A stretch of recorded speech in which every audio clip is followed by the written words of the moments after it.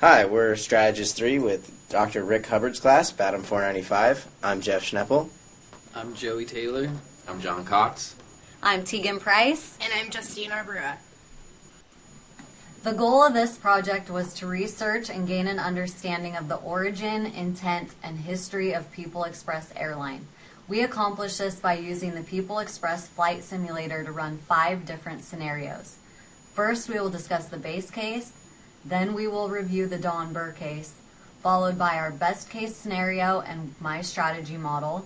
We will conclude with our final 2 strategies, which helped us to gain insight into the causal relationships between stocks, flows, resources, and variables making up the complex world of systems dynamics. The base case is the first scenario that we ran for this project. It shows what would have happened to People Express if the company would have followed Hat Peretti's strategy. His strategy involved keeping the fleet and staff constant while being moderately aggressive with marketing. This would have generated cash that could be used to grow later. Running the base case also familiarized us with the simulator. After the base case, we completed the Don Burr scenario. Don Burr's strategy involved rapidly increasing the company's fleet in order to gain market share and establish a dominant presence within the industry. Unfortunately, service capacity suffered because the level of experienced employees could not keep pace with the rapid growth in fleet. As you can see, the length of the work week drastically increased from 40 to 60 hours per week over the first 2 years. It stayed constant around 60 hours per week until year 4. The employees were overworked, dissatisfied, and fatigued, which led to high turnover and low productivity. By year 5, quarter 4, employee turnover reached 697 employees. This caused the rookie fraction to increase due to a large amount of new hires, which also negatively impacted productivity. Having many inexperienced employees reduced the service quality and lowered overall satisfaction. As you can see by the green line on the graph, the company's operating costs skyrocketed and revenue couldn't keep up. More importantly, the red line showed PE's net income was rarely, if ever, positive over the 5-year period.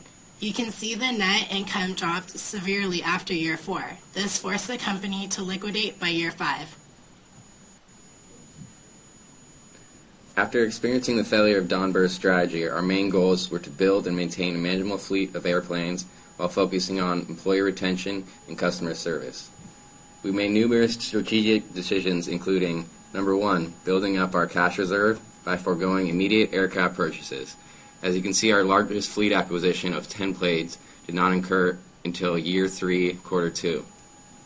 Number 2, our goal was to have a load factor of 0.58, the industry average, which allowed us to expand capacity but still accommodate the majority of our customers. Number 3, in response to customer demand, we slowly raised our fares while continuing to offer lower prices than our competition. Number 4, we started with higher marketing fraction in order to gain customers and slowly reduced it over a 5-year period as word of mouth replaced the need for paid advertisement.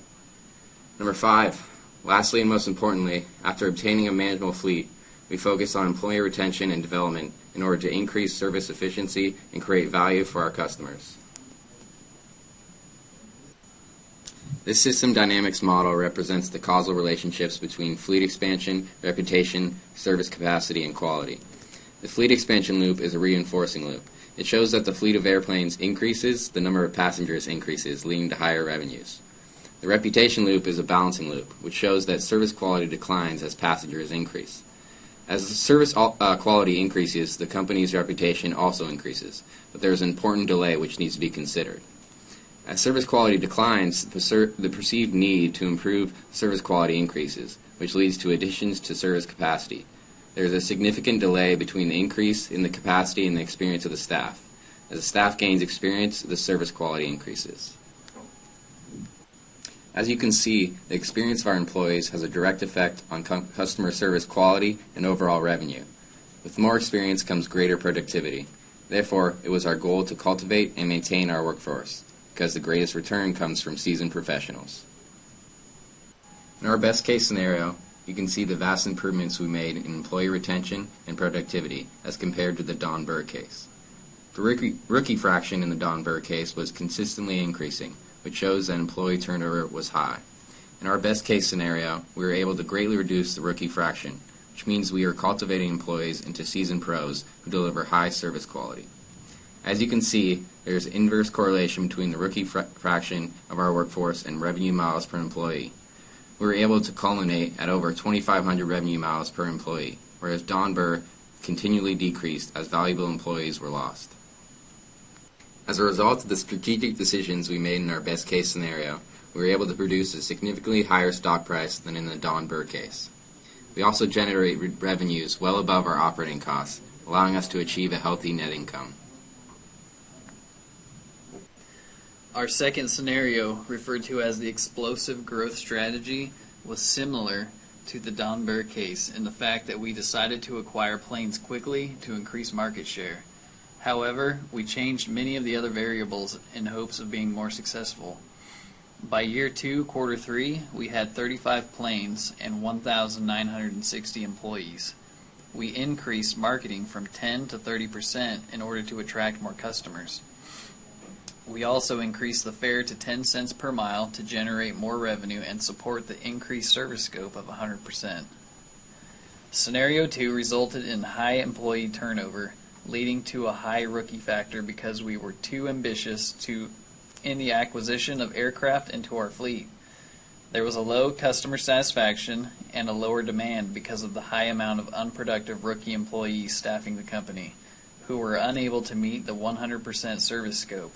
The combination of all these variables resulted in the company liquidating by the end of year 3. Our third and final scenario, known as sustainable growth strategy, was the product of lessons learned from Don Burr's strategy as well as our explosive growth strategy. Our first decision was to increase marketing from 10 to 30% in order to generate customer awareness and demand and establish a market presence. From prior experience with the Don Burr case, we knew how important it was to retain employees, so we staffed our planes with 57 employees each and hired enough employees every quarter to cover turnover and maintain service quality. This allowed our rookie employees the time to gain experience and become more productive. As a result, our turnover in this scenario was much lower than previous scenarios. By year 2, we noticed our load factor had increased to 80%. We knew we had to buy planes to accommodate our growing customer base. After we bought planes in year 2, we noticed our load factor dropped back down to the industry standard of 60%. We kept the fare below our competitors and maintained our target service scope at the industry average of 60%. Overall, we think this would have been a successful long-term strategy, but it was not our best scenario for the 5-year period. Our net income was modest at $32 million. And like People Express, just 6 years after its formation, selling for $125 million in cash to Texas Air Corporation, this presentation has now liquidated. Thank you for watching.